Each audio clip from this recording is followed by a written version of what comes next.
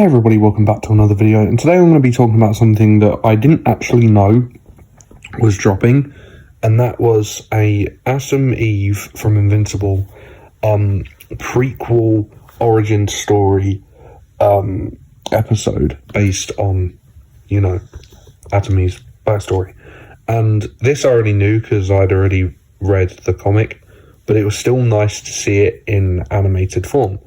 And there were some parts in it that obviously surprised me because it's a lot different to the comic.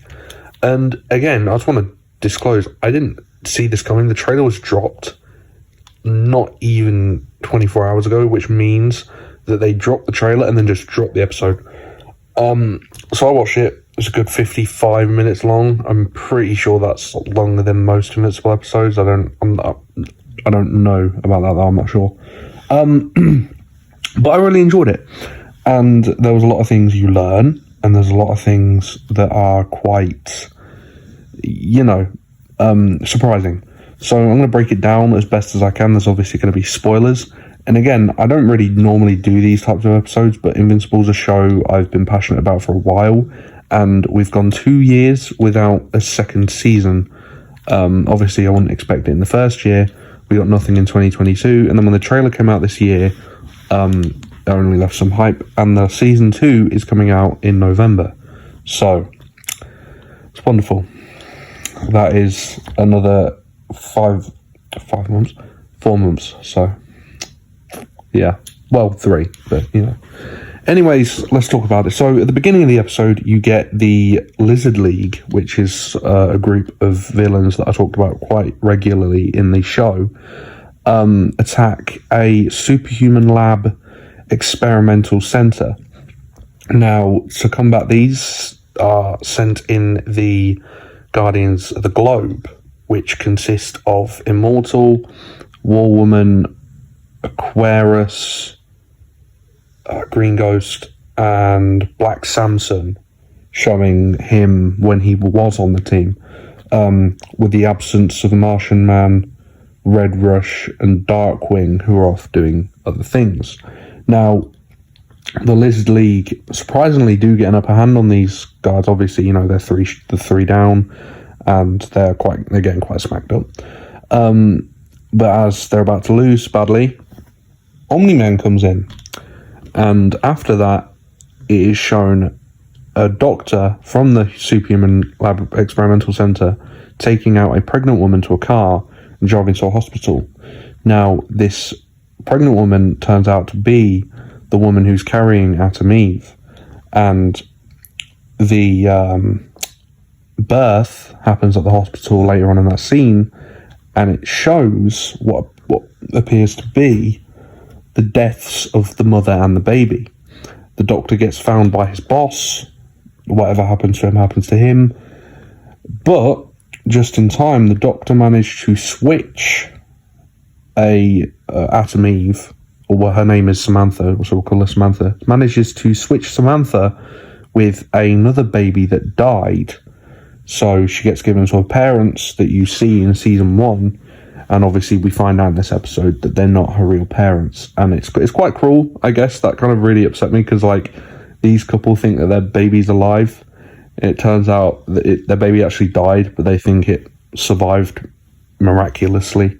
Anyways, so she grows up, and while she grows up, for some reason, she just knows everything about molecules and everything chemistry related, or science related, should I say. And she knows this from ages 3 to 4, so her parents are really fucking confused. She helps her babysitter with his homework, and he's like, oh my god, this is sick. And he's, really giddy about it because he's going to ace his test. And, the dad is a bit of a cunt. He's like, oh, whatever, freak, weirdo. Mum tries to be in the middle. She's like, oh, yeah, this is a bit abnormal. But at the same time, she's like, oh, our daughter's a genius. And then later on down the line, she meets someone who she considers a friend. And she finds out later on that she has abilities.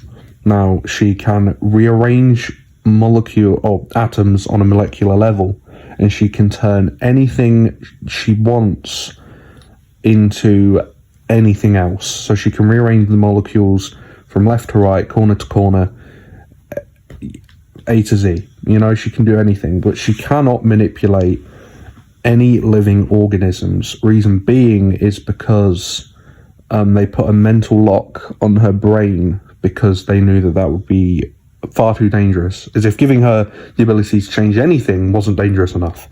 So anyway, she can do that. She can also project literal oxygen air into these kind of energy projections. She can fly with them, use them as weapons. She can throw them about. It is quite cool. And she starts using this to fight crime. And then voila, out of nowhere, the Doctor comes out. He's alive. He went homeless on the run, and he's been spying on her ever since. Kind of like a Obi-Wan and Luke situation, where Obi-Wan lives on Tatooine to keep an eye on Luke. He does the same. He literally goes homeless just so he can keep an eye on Eve or Samantha. And he tells her, he's like, you're not your parent, she's got powers, blah blah blah, which she already knew about the powers part. And what really confuses me, and it's not like a complaint or anything, she didn't really care too much that she was adopted. But again, I guess that if anything, that kind of describes the struggling relationship she has with her parents. So she's like, I'm adopted, that makes sense, and then goes home and just doesn't care. And in the end, she's seen fighting crime on camera or by a government drone, and the boss, the head of the organisation that made her, sends her quote-unquote siblings to go fight her. And, you know, these siblings they don't really have similar abilities. They're kind of like messes. Let's just say Samantha was like the perfect,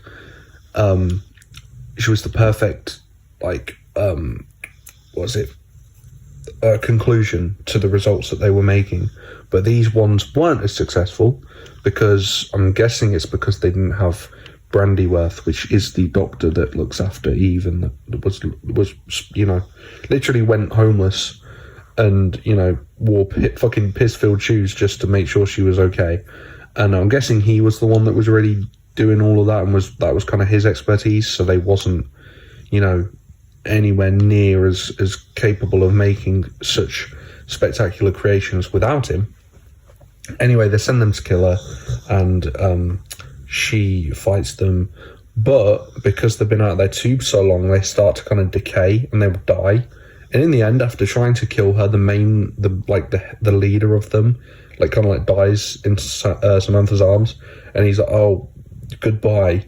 After really and it makes it wholehearted. After they literally tried their best to fucking decimate her, which again I found a bit funny, but and yeah, so her and Brandyworth are then found by Erickson, which is the head of the organisation that takes them out to the lab, where she finds out again that her mum is still alive, but she's brain dead. So she's literally being used as this fucking incubator just to birth the siblings and these failed experiments that they keep producing. And in the end, Brandyworth's really mad, dives towards Erickson, and they accidentally shoot the mum through the tube, and she dies. And then Erickson gets the upper hand on Brandyworth and fucking shoots him, he dies. And then Eve's just like, right, that's it, you're gonna fucking die. And she picks up Erickson and his assistant, and for some reason, she was so powerful that the mental lock on her brain kind of unlocked, I suppose. And instead of killing them, she did the right thing by erasing her from their brains. And then they kind of wake up, they're like, what the fuck just happened?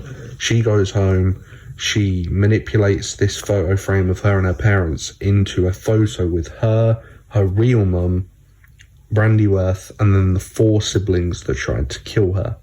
And then that is the end of the episode. Well, it's not the end of the episode. It actually gives us a little teaser to show us what Mark was doing. And he was literally doing it. He was just running around in duct tape because he didn't have his powers then. So he was just saying that he was going to be duct tape man. I don't know, whatever kids fucking do. And then Omni-Man's really mad because he doesn't want Mark to get his powers because he doesn't want to do what he goes on to commit in the show. And that is the end of the episode. And it's very, very good. I recommend you do watch it. What did upset me was her friend was just a massive bitch. I think her name was Val, I could be wrong, And when she tells Val that she's got abilities, Val just gets like really mad out of nowhere. Like if my friend came up to me and was like, "I've got abilities," I'd be like, "Oh, that's fucking sick," and we'd do cool shit. Whereas Val found out, and instead of being like really happy, she was like, "Oh my god, you're a fucking freak. I'm angry now," and then walks off and just never speaks to her again. Like it was just such weird chemistry. That's my dog snoring. But yeah, it was just such weird chemistry. I was like, it just made me really angry towards Val. If anything, she was like, I don't know, just kind of like a B-Tech Amber, I suppose. Amber, who was just like a literal bitch for no reason.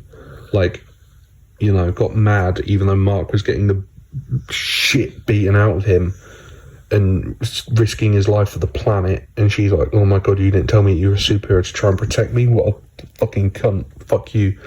And then, yeah, it's kind of like one of them dynamics, I suppose. Anyway, that's all. I hope you do go and watch this. I mean, even though I've given you a rundown, there's still obviously a lot more to unpack throughout the episode. There's some like cameos from other people, I suppose. And yeah, if you've not watched the trailer for season 2, which is premiering on November the 3rd, go right ahead, because that looks like it's going to be fucking sick. And yeah, I'll see you guys in the next episode. Stay chill.